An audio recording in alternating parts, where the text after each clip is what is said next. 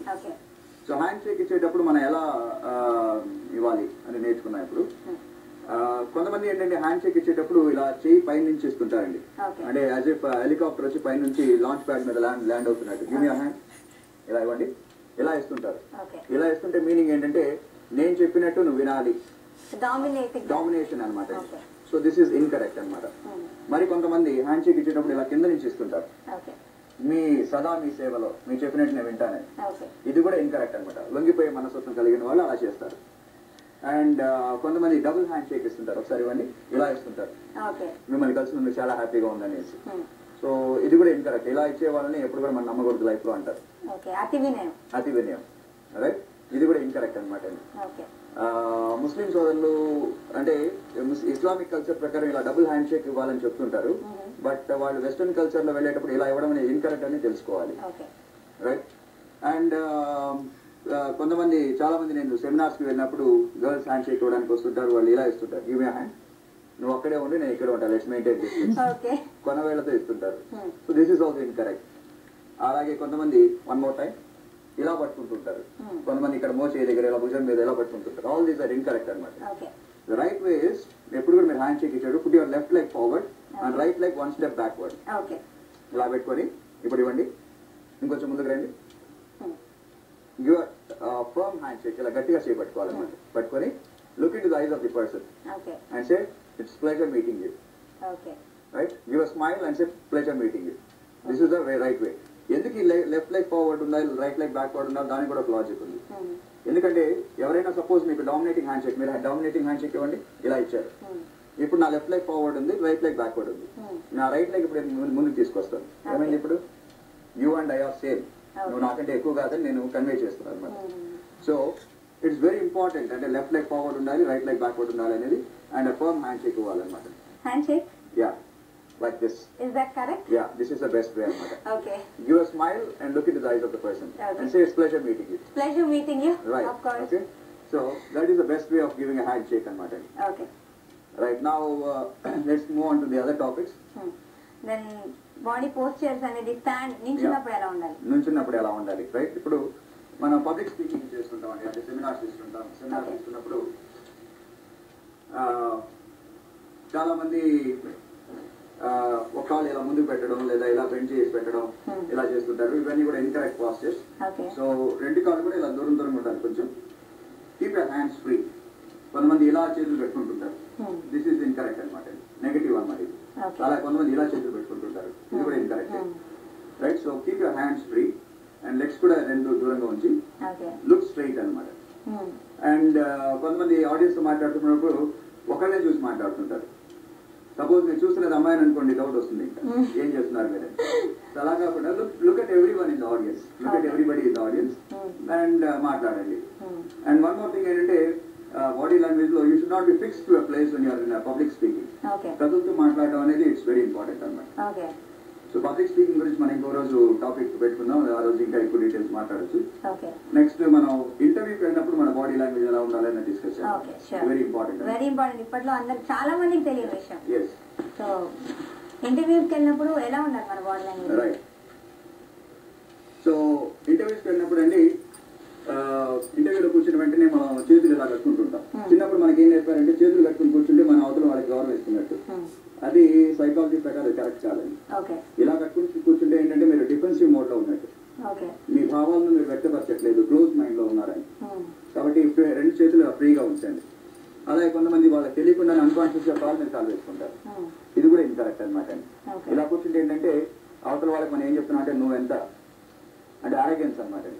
ఇలా కాల్ మీద కాల్ వేసుకుని కూర్చుంటే అబ్బాయి కానీ అమ్మాయి కానీ పొగడిపోతూ అనే మీనింగ్ వెళ్తుంది అనమాట. సో ఇలా కాల్ మీద కాల్ వేసుకోవడం ఇన్కరెక్ట్. అలాగే చేతులు కట్టుకోవడం కూడా ఇలా ఇన్కరెక్ట్ అండి. ఇలా పట్టుకోవడం కూడా ఇన్కరెక్ట్, పెట్టుకోకూడదు. ఇలా పట్టుకోవడం కూడా ఇన్కరెక్ట్ అవుతుంది. కొంతమంది ఏం చేస్తారంటే కాళ్ళు మడమలు రెండు ఉంటాయి చూడండి, ఇలా లాక్ చేస్తారు, ఇది కూడా నాట్ కరెక్ట్ అనమాట. సో మీరు ఎప్పుడు కూడా ఇంటర్వ్యూలోకి వచ్చినప్పుడు కీప్ యువర్ లెగ్స్ అవే, రెండు కొంచెం దూరం దూరం పెట్టండి. అండ్ ఇంకోటి బాడీ లీనింగ్ అనేది కూడా ఇంపార్టెంట్. ఎలాగంటే కొంత చైర్లో కూర్చున్నప్పుడు ఇలా కూర్చుంటారు, this shows that you are careless, negligent అనమాట. సో ఇలా కూర్చోవడం కూడా ఇన్కరెక్ట్ అవుతుంది. సో కాల్ రెండు ఇలా దూరం దూరం పెట్టి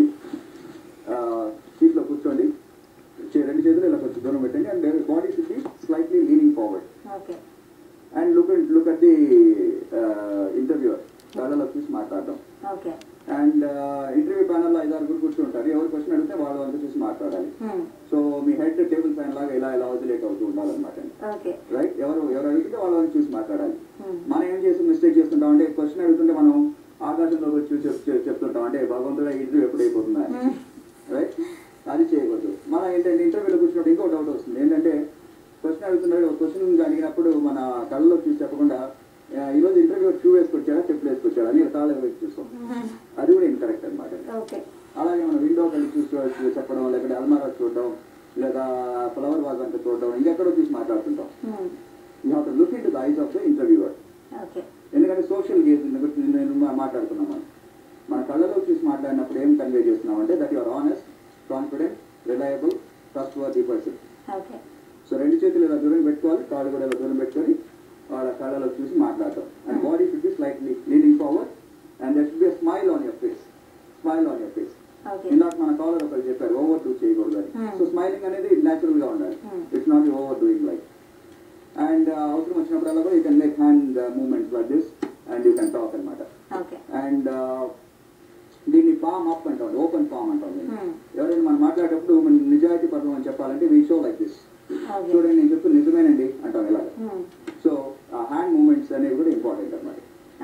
సో ఇది అంటే ఎలా కూర్చుంటాం అనేది చాలా ఇంపార్టెంట్ ఇంటర్వ్యూలో.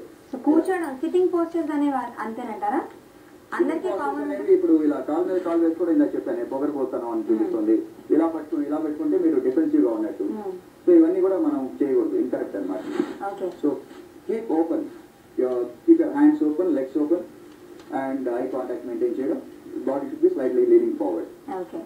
జెస్చర్స్ కి ఇంకా ఎలాంటి ఇంపార్టెన్స్ ఉంటుంది? జెస్చర్స్ కి పాస్చర్స్ మనం డిఫరెన్స్ అర్థం చేసుకోవాలండి. జెస్చర్స్ అంటే అది మనం కాన్షియస్ గా ఇంటెన్షనల్ గా ఒక పర్టికులర్ మీనింగ్ ని కన్వే చేయడానికి చేసేటువంటి సైగ్ అనమాట. సపోజ్ ఒక క్లాస్ టీచర్ క్లాస్ చెప్తున్నప్పుడు స్టూడెంట్ లేట్ గా వచ్చాడు అనుకోండి, మే కమింగ్ సార్ అనగానే టీచర్ స్టూడెంట్ వంక చూడకుండా ఇలా అంటారు అంటే ఏంటి coming. So this is called a gesture. Intentionally or making a movement asking the person to come inside. So this is called a gesture. ఇప్పుడు మీరు కాల్ మీద కాల్ వేస్తున్నారు అనుకోండి, ఇది మీరు కాన్షియస్ గా అనుకోవట్లేదు, అన్కాన్షియస్ గా జరిగిపోతుంది. So this is called a posture. Right, so మీరు కాన్షియస్ గా ఇంటెన్షనల్ గా చేసేటువంటి సైగను జెస్చర్ అంటాము. మీకు తెలియకుండానే కొన్ని మనం చేస్తుంటాం position, hand positions, leg positions, అవి పాస్చర్స్ అంటుంటాం. అండ్ క్లాస్ రూమ్ లో కూర్చున్నప్పుడు మనం హియరింగ్ అండ్ లిజనింగ్ డిఫరెన్స్ చెప్తుంటామండి. మీరు ఏదైనా సెమినార్ వింటున్నప్పుడు లేకపోతే స్టూడెంట్స్ అందరికి చాలా యూస్ఫుల్ టాపిక్ ఏంటంటే క్లాస్ రూమ్ లో కూర్చున్నప్పుడు ఎలా కూర్చుంటే మనకు కాన్సన్ట్రేషన్ కూడా వస్తుంది. అలాగే టీచర్ మనం చెప్తున్నప్పుడు పిల్లవాడు వింటున్నాడా, నిద్రపోతున్నాడా, ఏం చేస్తున్నాడు, ఇక్కడ ఉన్నాడా లేకపోతే ఎక్కడ ఉన్నాడో తెలుసుకోవాలి కదండి. దానికి కూడా మనం బాడీ లాంగ్వేజ్ తెలుసుకోవచ్చు. ఎలాగే అంటే ఇప్పుడు ఒక స్టూడెంట్ క్లాస్ లో కూర్చొని ఇలా కూర్చొని వింటున్నాడండి, ఇలా కూర్చొని వింటున్నాడు. That means is half interested అనమాట, ఈజ్ నాట్ ఫుల్లీ ఇంట్రెస్టెడ్. అలాగే చెయ్యి ఇలా పెట్టుకున్నాడు అంటే ఈ చిన్ కింద చెయ్యి ఉందనుకోండి, is critically examining what your saying. విమర్శనాత్మకంగా పరిశీలిస్తున్నాడు మీరు చెప్తున్నది రైటా రాంగా. దిస్ ఇస్ ద మీనింగ్ అనమాట. కొంతమంది చెయ్యి ఇలా అంటే పెదాల దగ్గర ఇలా నోటికి అడ్డంగా పెట్టుకుంటారు. ఇలా పెట్టుకుంటే ఏంటంటే మీరు చెప్తున్నది అతను నమ్మట్లేదు, మీరు చెప్తున్నది అబద్ధం అనుకుంటున్నారు. ఓకే, సమీక్ష మీరు చెప్పారనుకో